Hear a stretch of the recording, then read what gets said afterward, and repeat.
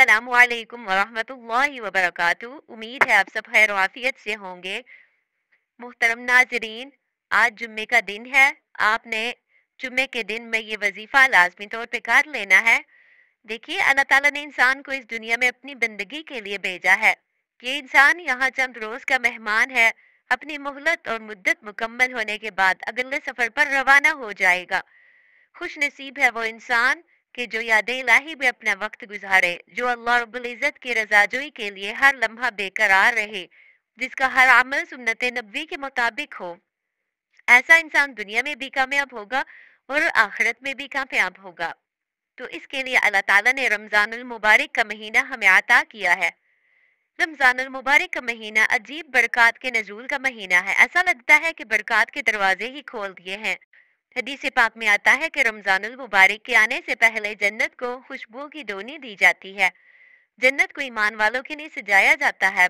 जब पहली रमजान का वक़्त होता है तो अल्लाह ताला जन्नत के दरवाजों को खोल देते हैं। फरिश्तों को कहते हैं कि आज के दिन जन्नत के दरवाजे ईमान वालों के लिए खोल दिए जाएं।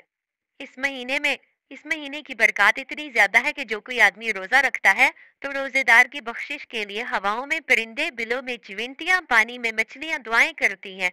जब रोजेदार आदमी दुआएं करता है तो अल्लाह के फरिश्ते इसके दुआओं पर लब्बैक और आमीन कहते हैं। इतना बाबरकत महीना है कि इसके एक एक लम्हे की बरकत पाने वाले वली बनते हैं और अब्दाल बनाकर करते हैं। अगर हम भी इन बरकत से फायदा उठाएंगे तो हमें अल्लाह ताला की मार्फत नसीब होगी, क्योंकि ये ईमान वालों के लिए बहार का महीना है। जिस तरह बहार के महीने में हर तरफ खुशबू होती है, दरख्त हरे भरे होते हैं, फूल खिले होते हैं, इसी तरह ये भी बहार का महीना है। हर तरफ सब्जा दिखाई देगा, हर तरफ खुशबुएं होंगी, फिजा खुशबू से भरी हुई होंगी। इसकी सुबह में रहमत, इसकी शाम में रहमत, इसके तहज्जुद के औकात में रहमत होगी। जो इंसान अपने गुनाहों को बख्शवाना चाहेगा और अल्लाह रब्बुल इज़्ज़त को राजी करना चाहे तो इसके लिए बहुत ज्यादा सुनहरी मौका है। लिहाजा जल्द से जल्द इस फायदे से मुस्तफीज हों। ये बरकत का महीना है, अल्लाह ताला की रहमत का महीना है। हदीस पाक में है, अव्वलुहा रहमतुन, इसके पहले दिन यानी जो 10 दिन है वो रहमत है। औसतुहा मगफिरतुन, दरमियान के जो 10 है वो मगफिरत है। व आखिरुहा इत्कुम मिनन नार, और आखिर के जो 10 दिन है वो आग से आजादी के है। देखिए, हमारे लिए एक कुरान पाक तरावी में सुनना मुश्किल होता है। बाज लोग कहते हैं कि जी फला मस्जिद में जाना है, क्यों जी वहाँ 30 मिनट में तरावी होती है, फला जगह 25 मिनट में होती है। हम तो मस्जिदें ढूंढते हैं कि कहाँ हम 5 मिनट पहले फारिग हो सकते हैं। कितने बदनसीब है हम कि हम दीन से दूर होते जा रहे हैं। चलिए चलते हैं वजीफे की तरफ। आज जुम्मे के दिन ये वजीफा आपने लाजमी कर लेना है। सबसे पहले 2 रकात नफल